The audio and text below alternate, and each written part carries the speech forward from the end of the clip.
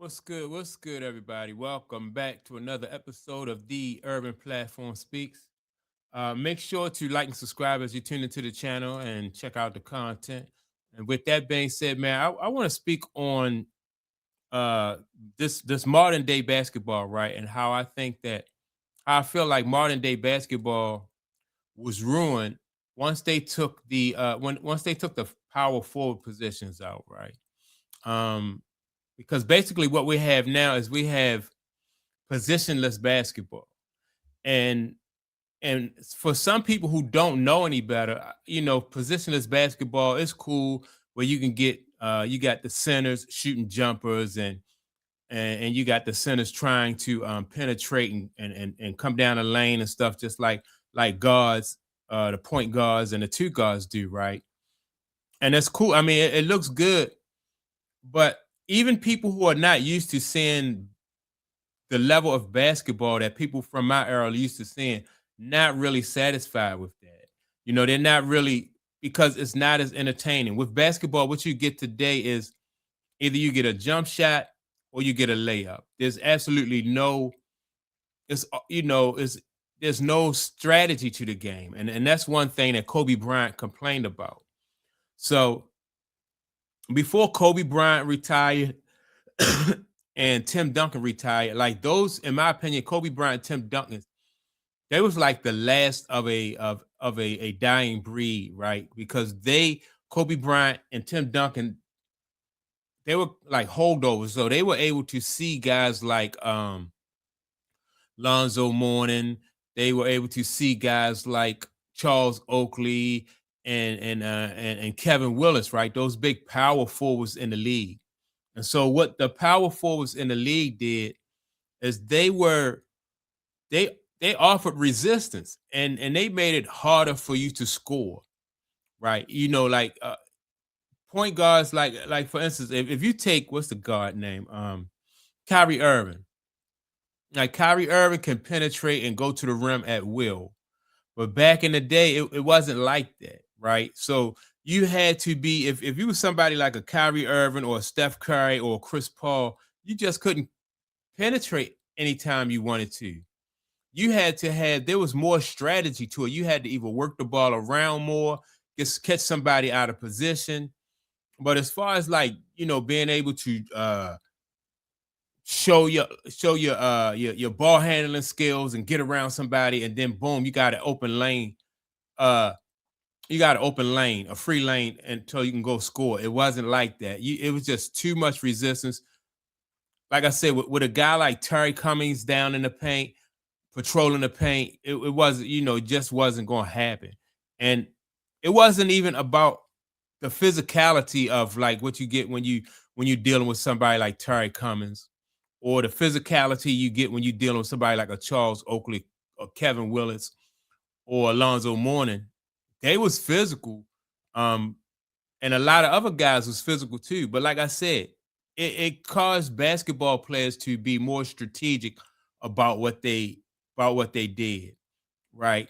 So if you're strategic and you're thinking, you got to think the game. It's almost like a playing chess when all the pieces on the board are moving at the same time, and everybody on the board knows how to play the game. So the power forward, the center, the small forward, the two guard, and the point guard, everybody know how to play the game, right? And so that's what made basketball so interesting. And back then we kind of took it for granted, until you watch basketball now, you don't see the same level, the same skill level from a mental standpoint. Then you like, oh, okay, it's different. But if Steph Curry just so happened to beat his man, he's not gonna get a whole lot of resistance going to the paint. Same thing with Kyrie Irving, um, Anthony Edwards. They don't get the kind of resistance that they got, and that resistance caused you got to think on the fly, and guys had to have certain shots in your arsenal. You had to have that teardrop where as though from like as soon as you get in the lane, you can just float the ball over top of the defense for an easy basket. But wasn't none of that. You could give somebody a move, break them down, and then you're gonna get a layup. That wasn't professional basketball. That like you could do that out on a playground. You saw that on a playground. Some playgrounds you could see that, but even on the playgrounds, like when I was coming up, and if you did too much dribbling, the young guys who did too much dribbling, like the older guys would get mad. And they were like, man, what you dribble? You gonna dribble the air out of the ball? Because basketball is about passing and cutting. It's not about dribbling. And so basketball has gone the wrong way. As a matter of fact, when I played basketball, one of my coaches, like we used to play non-dribble, where you had to be able to play a full game without the ball touching the floor, right? And so it's crazy to think that you need to dribble to get where you wanted to get on the floor. As long as everybody on the court moving, you can always get to where you want to get on the floor. Pass and cut, pass and cut, and that's all we did. And that's how come, you know, you know, uh, like a lot of people know how to play the game, because if you pass and cut, makes you more efficient, and you'll get better shots. But these guys today, man, with all that dribbling, it's just to me, I just can't really appreciate that. Like I said, basketball back in its heyday, when you had guys in the paint like Kevin Willis. Like, when I used to look at guys play like Kevin Willis and Terry Cummings, I used to be like, man, these guys, they not even really basketball players. They athletes, right? But they not even really basketball players. But a power forward is not the same kind of athlete as a two guard, or he's not the same kind of athlete as a point guard, right? But all of those guys are needed in order for basketball to be the sport that it was meant to be. So now with you got guys coming from different countries, you got people coming from Europe, Australia, um, you got the Greek Freak, and all these guys coming from all over the world playing basketball. It's just not the same sport, that was played back in the days. Like I said, probably up until like once they phased Kobe out and Tim Duncan, the sport was just different. It's different. And so I don't know. I'm not sure if they'll ever bring basketball back to the way that it was. But my purpose for making this video is just to let everybody know that, like, what you're watching now is not the same brand of basketball that you watched in the past.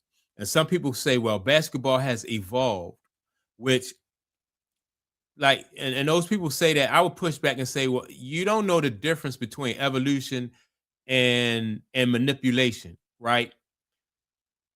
They manipulated the sport by taking pieces away. That didn't make it better. It made it easier to score, and it made it less strategic, and it's even less entertaining. So it's definitely not the same sport, and basketball has not evolved, and some people say, well, I even hear people say, well, the rest of the world has caught up with the United States as far as basketball is concerned. Not true. Not true at all. Like I said, they had to take these guys out of there. They had you can't play the same style of basketball that a lot of these guys, like Giannis. If you had guys in the paint like Terry Cummings and Kevin Willis, it'll be, Giannis would not be able to go to the rim at free like he, in those days. Not to say that Giannis not a great athlete, but it would just be totally different. He would have to be a more strategic. He would have to be, number one, more strategic about how he penetrate. Number two, he would have to be he would have to pick and choose his times. It's a totally different sport.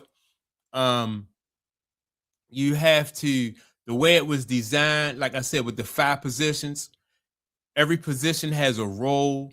And so when you start to take different positions off the court, then you change it. You make it easier, right? And anybody who watching, they will say that today's basketball it's a lot easier to score today than it was back in the day. So when you, like I said, when you take guys like Lonzo Mourning off the court, Charles Oakley and Terry Cummings and Kevin Willis, then you had who was the Davis boys when they was in Indiana. Like everybody had a power forward on their team. Karl Malone, like Karl Malone he wasn't a center. Karl Malone was a power forward. And you see, and just look at how Karl Malone was bigger than LeBron James, as far as like he was the same height, but he was wider and stockier than than LeBron James, right? No way you gonna go in there, I remember Isaiah Thomas was showing off one game, right? And he had John Stockton one-on-one on the wing and broke him down and got past him and was going to the lane to score. And Karl Malone was down there. Hit him, right? I think across his eye, and he needed some stitches. Now, not to say that, but that just was typical. You know what I mean? Like, on the rare occasion that you did get past your man, you still had to be careful about how you go down that lane. It was just, you had to be more strategic. You get past your man, you need to be able to pull up immediately and get the shot off. Or if you can't pull up, because sometimes once you beat somebody on a dribble, they might recover and then they can block your shot from the back. So you had to have just so many different weapons in your repertoire to be able to score back then, man. And it's not the same game. It's definitely not the same game. And I'm gonna continue to put this narrative out there that the rest of the world has not caught up with the United States or USA basketball, the rest of the world, because we don't play the same brand, and we don't have, and that's not a knock on them, people who come from all around the world to play professional basketball, but the professional basketball was perfected. The way we play it, we perfected it here. And then so they watered it down. They changed some things so that they can include like guys from different countries, because it's more so about money than it is about the sport, like the art and the sport. So that's my take on it. But make sure to like and subscribe. Also, don't forget to leave a comment. And with that being said, man, I'm gonna check y'all out in the next video. Peace.